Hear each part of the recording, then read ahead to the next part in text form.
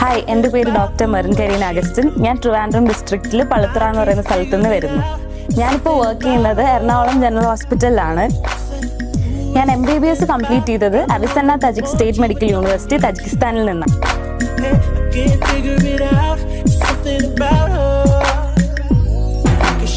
എൻ്റെ കോളേജിനെ പറ്റി പറയുകയാണെങ്കിൽ കേരളത്തിൽ ഏറ്റവും കൂടുതൽ സ്റ്റുഡൻസ് MBBS അബ്രോഡ് പോയി പഠിക്കുന്നത് ഞാൻ പഠിച്ച കോളേജിലാണ്.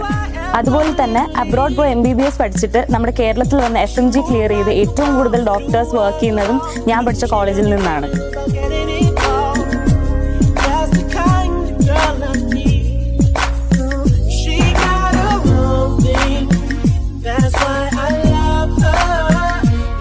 എറണാകുളം GH തന്നെ എൻ്റെ കോളേജിൽ പഠിച്ചിറങ്ങി 22ഓളം ഡോക്ടേഴ്സ് വർക്ക് ചെയ്യുന്നുണ്ട്.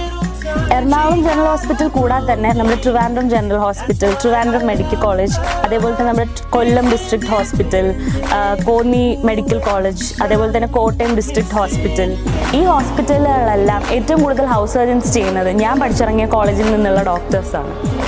ഇതിനെല്ലാം കാരണം ഞങ്ങൾക്ക് കിട്ടിയിട്ടുള്ള ക്വാളിറ്റി എഡ്യൂക്കേഷൻ, അതേപോലെ തന്നെ ക്ലിനിക്കൽ എക്സ്പോഷർ, നമുക്ക് പ്രൊവൈഡ് ചെയ്തിട്ടുള്ള ഫുഡ്, അക്കോമഡേഷൻ, ഇതെല്ലാം തന്നെയാണ്.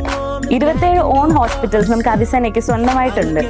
നമ്മുടെ അവിസന്ന മെഡിക്കൽ കോളേജിൻ്റെ ഓൺ ജനറൽ ഹോസ്പിറ്റലിനെയാണ് നമ്മൾ അവിടെ കോർപ്പസ് ഹോസ്പിറ്റൽ എന്ന് പറയുന്നത്. ഞങ്ങൾ ഇസ്തിക്ലോയിലുള്ള പീഡിയാട്രിക് ഹോസ്പിറ്റൽ സെൻട്രൽ ഏഷ്യയിലെ തന്നെ ഏറ്റവും വലിയ പീഡിയാട്രിക് ഹോസ്പിറ്റലാണ്.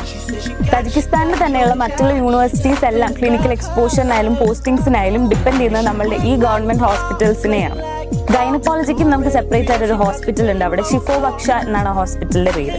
നമ്മുടെ കൂടെ വർക്ക് ചെയ്യുന്നതിൽ കുറേ പേര് പറഞ്ഞു കേട്ടിട്ടുണ്ട് അവർക്ക് കഡാവേഴ്സ് ഒന്നും അവൈലബിൾ ആയിട്ടില്ല, അവർ പ്ലാസ്റ്റിക് ഡമ്മി വെച്ചാണ് പഠിച്ചിട്ടുള്ളതെന്നൊക്കെ. പക്ഷെ നമുക്ക് ഫസ്റ്റ് ഇയറിൽ തന്നെ കഡാവേഴ്സ് ഒക്കെ അവൈലബിൾ ആയിരുന്നു പ്രാക്ടിക്കൽസിനൊക്കെ വേണ്ടിയിട്ട്.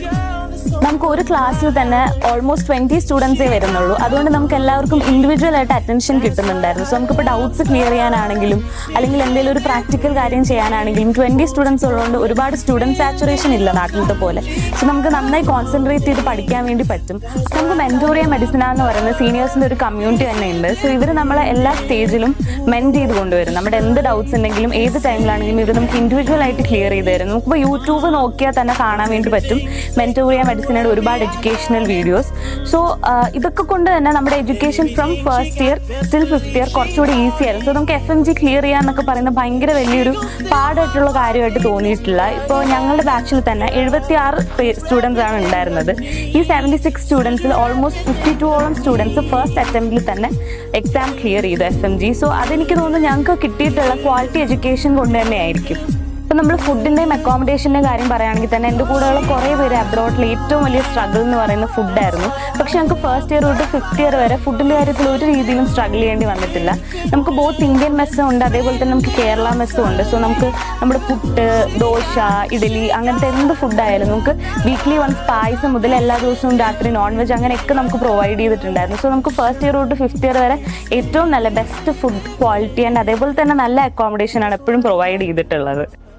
നമുക്ക് ഈ കേരള ഫുഡൊക്കെ പ്രൊവൈഡ് ചെയ്യാൻ വേണ്ടിയിട്ട് നമുക്ക് 4 കുക്കുകൾ ഉണ്ടായിരുന്നു, മലയാളികൾ തന്നെ. അതേപോലെ നമുക്ക് അക്കോമഡേഷൻ ഫ്ലാറ്റ് ഹോസ്റ്റലാണ് വന്നിരുന്നത്. Single room, double room, triple sharing, 4 sharing, അതേപോലെയുള്ള നമുക്ക് ഏത് റൂം വേണം നമുക്ക് സെലക്ട് ചെയ്യാൻ വേണ്ടിയിട്ട് പറ്റുമായിരുന്നു. ആൻഡ് ഞങ്ങൾക്ക് വാർഡൻ ആൻറ്റിമാരുണ്ടായിരുന്നു. അത് 3 വാർഡൻസ് ആണ് ഞങ്ങൾക്ക് അവിടെ ഉള്ളത്. അപ്പോൾ നമുക്ക് നാട്ടിലത്തെ ഒരു അമ്മ അവിടെ ഉള്ള ഒരു ഫീലിംഗ് തന്നെയാണ് എപ്പോഴും ഉണ്ടായിരുന്നത്. ഇപ്പോൾ നമുക്ക് ഫീവർ അല്ലെങ്കിൽ എന്ത് ഹെൽത്ത് ഇഷ്യൂസ് വരികയാണെങ്കിലും ഈ വാർഡൻ നമ്മളുടെ കൂടെ തന്നെ വന്ന് നമ്മളെ കംപ്ലീറ്റ് ആയിട്ട് കെയർ ചെയ്ത് ഹോസ്പിറ്റലൊക്കെ കൊണ്ടുപോയി 5 വർഷം ഞങ്ങൾ അങ്ങനെയാണ് എല്ലാവരും ടേക്ക് കെയർ ചെയ്തിട്ടുള്ളത് അവിടെ. ഈ കാര്യങ്ങളൊക്കെ കൊണ്ട് തന്നെയാണ് ഞാനിന്ന് ഇവിടെ നിന്ന് ഇത്രയും ആധികാരിക ഇതൊക്കെ സംസാരിക്കുന്നത്. കാരണം എല്ലാ പോയിന്റിലും നമുക്ക് ഹാർവെസ്റ്റ് അബ്രോഡ്, അതേപോലെ തന്നെ അതിൻ്റെ മാനേജിങ് ഡയറക്ടർ ആയിട്ടുള്ള അവിനാഷ് ഠാക്കൂർ സാർ നമ്മുടെ ഫസ്റ്റ് ഇയർ തൊട്ട് 5th ഇയർ വരെ അവിടെയുള്ള എല്ലാ കുട്ടികളും, അവിടെ ഇപ്പോൾ 600+ സ്റ്റുഡൻസ് പഠിക്കുന്നുണ്ട്. അത്രയും പേരുടെ കാര്യം ഇൻഡിവിജ്വലായിട്ട് സാർ ടേക്ക് കെയർ ചെയ്യുന്നുണ്ട്. അതുകൊണ്ട് തന്നെ ഞാനും ഈ നിലയിൽ വന്ന് ഇവിടെ നിന്ന് സംസാരിക്കുന്നുണ്ടെങ്കിൽ അതിലൊരു വലിയ പങ്ക് വഹിക്കുന്നത് അവിനാഷ് സാറും അതേപോലെ തന്നെ ഹാർവെസ്റ്റ് സ്റ്റഡി അബ്രോഡുമാണ്. So a very big thank you to Avinash sir and also Harvest Abroad Studies for giving me this opportunity.